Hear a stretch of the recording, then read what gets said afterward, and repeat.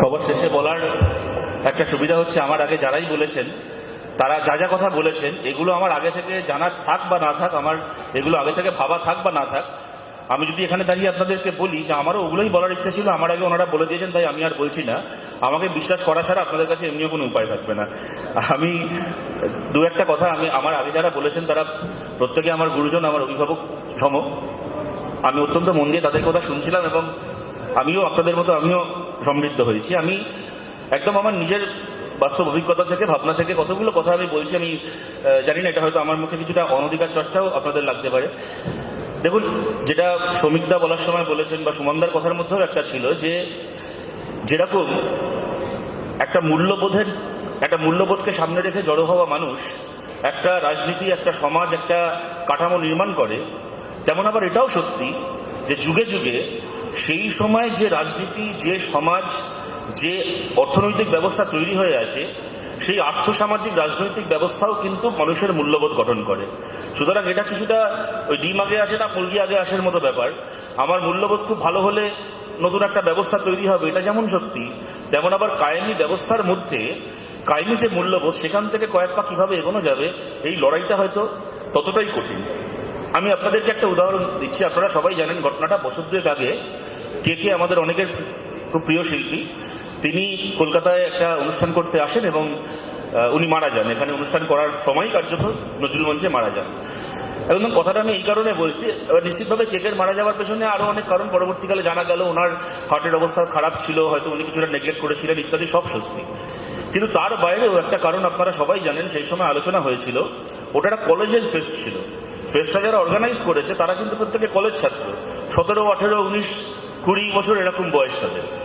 কলেজের ছেলে মেয়েরা একটা ফেস্ট অর্গানাইজ করেছে নজরুল মঞ্চে, 2,500 মতো সেখানে হচ্ছে লোক বসার ব্যবস্থা রয়েছে, এবং সেটা শুধুমাত্র কলেজের যারা ছাত্র তাদের জন্য, বাইরের লোকেদের জন্য নয়। পাস ছাপিয়ে, টিকিট ছাপিয়ে 7,000 টাকা, 8,000 টাকা, 10,000 টাকায় সেগুলো বিক্রি করে 2,500-এর অডিটোরিয়ামে মোটামুটি 7,000-7,500 লোককে জড়ো করে নজরুল মঞ্চটাকে একটা গ্যাস চেম্বার বানানো হলো, এবং তারপরে যে পরিণতি হলো। আমি আবার বলছি, আমার কথাকে ভুল বুঝবেন না, আমি বলছি না যে 7,500-এর বদলে 2,500 লোক থাকলে এই দুর্ঘটনা ঘটতো না, সেটা একটা অন্য প্রসঙ্গ। কিন্তু এইটাও যে হয়েছিল এটা বাস্তব, আপনারা সবাই জানেন, শোনেন, পড়েছেন। কথাটা আমি এই কারণে বলছি, ধরুন এই কাজটা করলো কারা?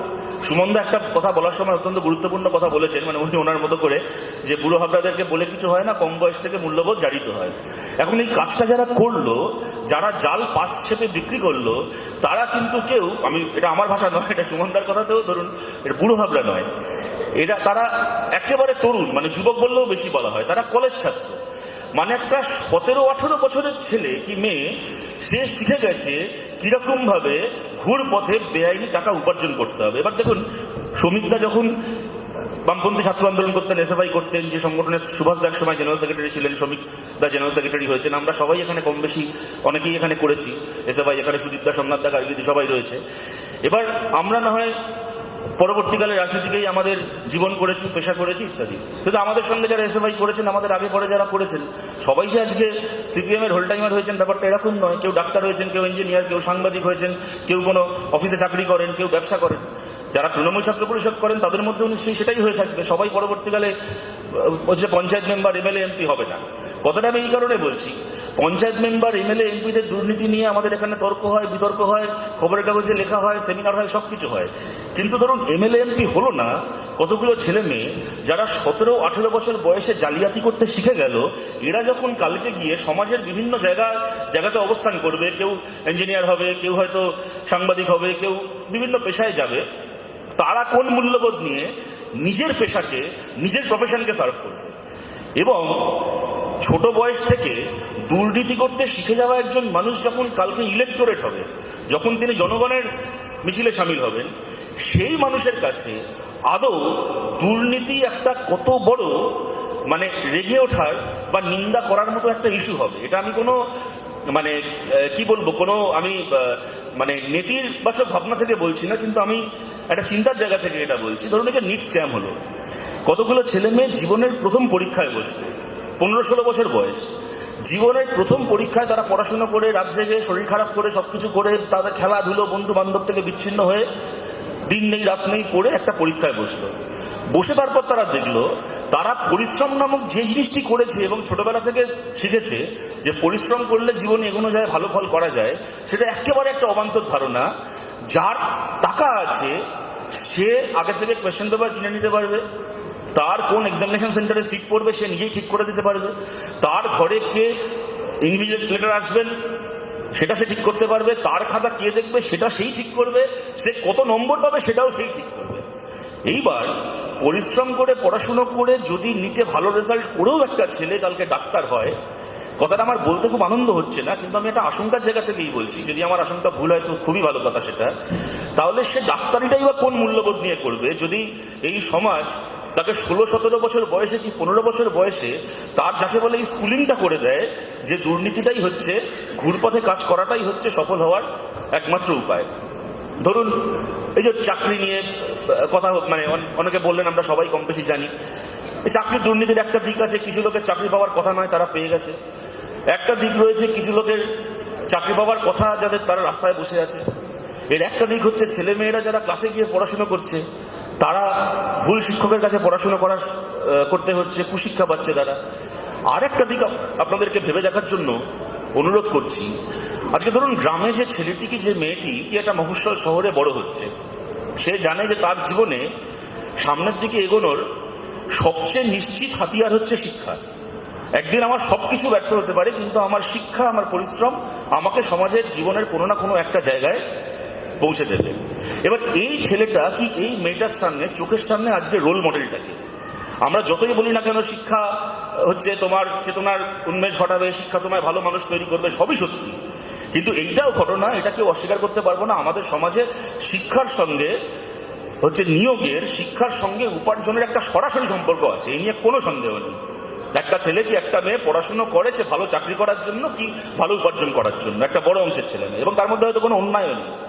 এবার গ্রামে কি একটা মফস্বল শহরে বড় হওয়া একটা ছেলে কি একটা মেয়ে চোখের সামনে কি দেখছে, ছোটবেলা থেকে গ্রামের যে দাদাকে বা দিদিকে দেখেছিলাম সন্ধ্যাবেলা বিকেল থেকে তাড়াতাড়ি মাঠে বাড়ি ফিরে যাচ্ছে, মানে বিকেল গড়িয়ে সন্ধ্যে নামার আগে পড়তে বসছে, ভালো রেজাল্ট করতো স্কুলে, পাড়ায় নাম ছিল, গ্রামে নাম ছিল, ক্লাসে ফার্স্ট হতো, অনেক কষ্টে পড়াশোনা করেছে। সে এখন রোজ সকালবেলা লোকাল ট্রেন ধরে শিয়ালদা যায়, সেখান থেকে হাঁটতে হাঁটতে ধর্মতলায় গিয়ে ফুটপাতে বসে পড়ে। যে পড়াশোনা করেছে সে রাস্তায় ফুটপাতে বসে আছে। আর যে পড়াশুনো না করে কোনো এসব কিছু ধান না ধরে একেবারে বোম মারতে শিখেছে, গুলি চালাতে শিখেছে, তোলাবাজি করতে শিখেছে, তার এখন গ্রামে 3টে ছেলে 4টে বাড়ি হয়েছে, সল্টলেকে একটা বড় ফ্ল্যাট হয়েছে, 6টা গাড়ি ঘুরে বেড়াচ্ছে, সুতরাং সে কলার তুলে বেঁচে আছে। এমতাবস্থায় একটি সাধারণ ছেলে বা মেয়ে যে টেট পরীক্ষাতেও বসেনি, এসএসসিতেও বসেনি, যে এখন স্কুলেও পড়ছে না, তার চোখের সামনে রোল মডেলটা কি হবে? এইটা আমার মনে হয় যে এটা এমন একটা মানে প্রশ্ন বা এমন একটা সংকট যেটা যেটা আমাদেরকে, যাকে বলে একটা যৌথ আলোচনা বা একটা যৌথ, আমি আক্ষেপ করাতে থেমে থাকার তো আমাদের কমিউনিস্ট হিসাবে কাজ নয়, কিন্তু এখান থেকে সামনের দিকে এগোনোর পথটা কি আমাদেরকে, আমার ধারণা ভাবতে হবে, ভাবাটা খুব দরকার। দেখুন ধরুন এই যে আমি কদিন আগেও একটা জায়গায় বলছিলাম, আমরা যখন ছোট থেকে বড় হচ্ছি আমরা সুভাষদার নাম শুনছি, সুভাষ চক্রবর্তীর নাম, আমরা জ্যোতিবাবুর নাম শুনছি, আমরা শ্যামল চক্রবর্তী, বিমান বসুর নাম শুনছি, তেমন আবার আমরা প্রিয়রঞ্জন দাস শুনছি, প্রণব মুখার্জির নাম শুনছি, আমরা তপন শিকদারের নাম শুনেছি, আমরা তথাগত রায়ের নাম শুনেছি। আমরা যখন ধরুন স্কুলে পড়ছি, একটা রাজনীতির সঙ্গে পরিচিত হচ্ছি দূর থেকে, কাকে সমর্থন করি কাকে সমর্থন করি না, কাকে ভালো লাগে কাকে ভালো লাগে না, তখনও পর্যন্ত এই সিদ্ধান্তে পৌঁছইনি, কিন্তু এইটুকু জানতাম যে কে কোন দলের নেতা। জ্যোতি বসু মানে, সুভাষ চক্রবর্তী মানে, শ্যামল চক্রবর্তী মানে হচ্ছে তারা সিপিএম এর নেতা, প্রিয়রঞ্জন দাস মুন্সি মানে, প্রণব মুখার্জি মানে হচ্ছে তারা কংগ্রেসের নেতা, কি তপন শিকদার মানে হচ্ছে বিজেপির নেতা। এমন একটা সময় এসে পৌঁছে গেছি সবাই সব দলের নেতা। কোথায় গিয়ে দাঁড়াবো বলুন তো? আজকে ধরুন আজকে সুমনদা বা স্নেহাশিস এখানে আছেন, ধরুন কোনো একটা সংবাদপত্র কাউকে নিয়ে একটা খবর ছাপবে, কোনো একজন রাজনৈতিক নেতাকে নিয়ে, তো তার একটা ছবি দরকার হবে।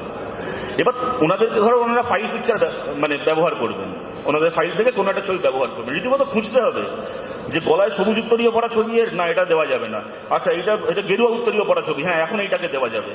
তখন হয়তো যে পেজ সেট করছে সে বলবে তাহলে কি দাদা কি করবো, সবুজ উত্তরীয় পড়া ছবিটা কি ফেলে দেবো আর রেখে দরকার নেই, ফালতু মেমোরি খাচ্ছে। বল না না ফেলে দেবে কি রে, কদিন পরে আবার এটা লাগতে পারে, তো তুই রেখে দে, কদিন আবার যখন এটা লাগবে তখন আবার এটা দিয়ে দিবি।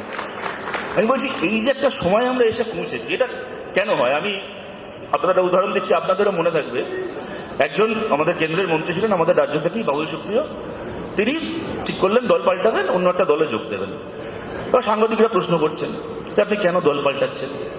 আরে এটা মিথ্যে মিথ্যে বানিয়ে বানিয়ে বল যে দলে থেকে কাজ করতে পারছি না, দম আটকে আসছে, শরীর খারাপ লাগছে, ভালো করে কাজ করবো বলে, উন্নয়ন করবো বলে সামিল হয়েছি। এটা মিথ্যে মিথ্যে বানিয়ে বানিয়ে দলের পক্ষে বলতে হয়। কি বলছে? সহজ প্রশ্ন, আপনি দল ছাড়লেন কেন? বলে মন্ত্রী ডাকেনি বলে। তাহলে আপনি ওই দলে ঢুকছেন কেন? বলছে এরা মন্ত্রী করবে বলেছে বলে। মানে কি সরল না? এবং চিন্তার বিষয়টা হচ্ছে যে আজকে একজন সাধারণ মানুষের একটা বড় অংশের কথাটা কানেও লাগছে না।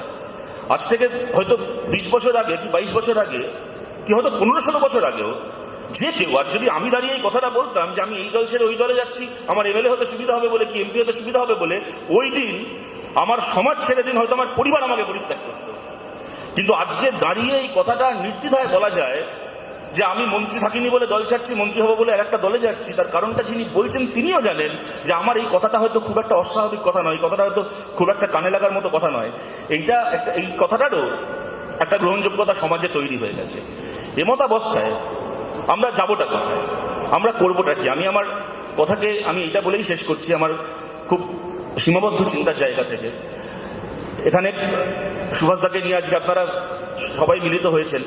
আপনাদের তুলনায় আমার কমরেড সুভাষ চক্রবর্তীকে নিয়ে স্মৃতি সেই অর্থে প্রায় নেই বললেই চলে। আমরা যখন এসএফআই করি অনেক দূর থেকে সুভাষদাকে কিছুটা দেখেছিলাম, সরাসরি ওনার সাথে কাজ করার বা কাছ থেকে ওনাকে দেখার সুযোগও আমার ব্যক্তিগতভাবে কখনো হয়নি। কিন্তু আমরা ওই সময় আমাদের কাছে স্বাভাবিকভাবে আপনারা আন্দাজ করতে পারেন সুভাষদা অত্যন্ত আকর্ষণীয় একজন নেতা ছিলেন, এবং সুভাষদা তো একজন স্ট্রিট ফাইটার ছিলেন, যাকে বলে একদম অ্যাকশন হিরো ছিলেন। হাতে করে যারা ছাত্র আন্দোলনকে ওই খারাপ সময় দাঁড়িয়ে বুক চিতিয়ে লড়াই করেছেন। তার পাশাপাশি সুভাষদার লেখাপড়াটা আমাদের কাছে একটা অত্যন্ত কৌতূহলের আগ্রহের বিষয় ছিল। সুমনদা ওনার যে ইন্টারভিউটার কথা বললেন আজকে, সত্যি সত্যি আজকের তারিখে শুনলে বোঝা যায় 2001 সালে একজন মানুষ এমন অনেক কথা বলেছিলেন, তখন অনেকের কানে লেগেছিল। আজকে হয়তো শুনলে মনে হয় যে এই কথাগুলো সেই সময় আরেকটু গুরুত্ব দেওয়া দরকার ছিল।